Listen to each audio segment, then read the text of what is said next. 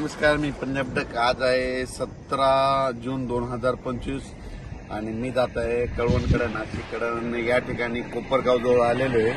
तर पाहू शकता मकाचं पीक उगून आलेलं आहे आणि काही काही ठिकाणी इतका पाऊस झाला की त्या ठिकाणी म्हणजे वापसा देखील नाही. तर अशी परिस्थिती झालेली आहे आणि काही भागामध्ये पाऊस कमी पडलेला आहे. तर राज्यातल्या सर्व शेतकऱ्यांना सांगितलं होतं की राज्यामध्ये आता मध्ये 20 तारखेच्या नंतर पावसाचा जोर ओसरणार आहे, म्हणून हा अंदाज लक्षात येतो. म्हणजे राज्यातला पावसाचा जोर ओसरायला आता सुरुवात होणार आहे. पण राज्यातल्या सर्व शेतकऱ्यांना सांगितलं होतं काही काही भागामध्ये इतका पाऊस पडला तिथं वापसा नाही, काही काही भागामध्ये पाऊस कमी पडला आणि काही भागामध्ये म्हणजे इतका जास्त झाला की तिथं आणखीन एक महिना झालं पेरणी सुद्धा करता येत नाही.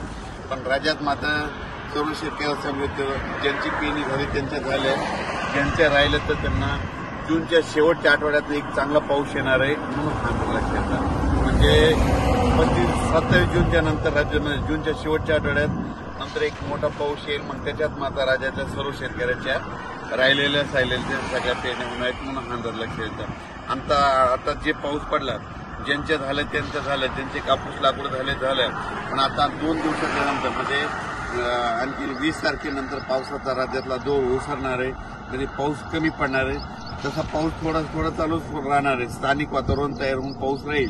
पण राज्यात आता जी इतका मोठा पाऊस पडत होता त्याचा पाऊस आता कमी होणार आहे, म्हणून हा अंदाज लक्षात आला. आणि पाहू शकता म्हणजे इतका पाऊस झाला आता मध्ये की ठीक आहे मका उगून आलेली आणि इतकं पाणी आणखी वापसा देखील इतका पाऊस आहे.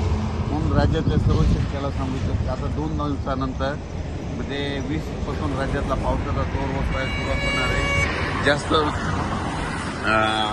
खूप काही म्हणजे आता राज्यात जास्त पडणार नाही.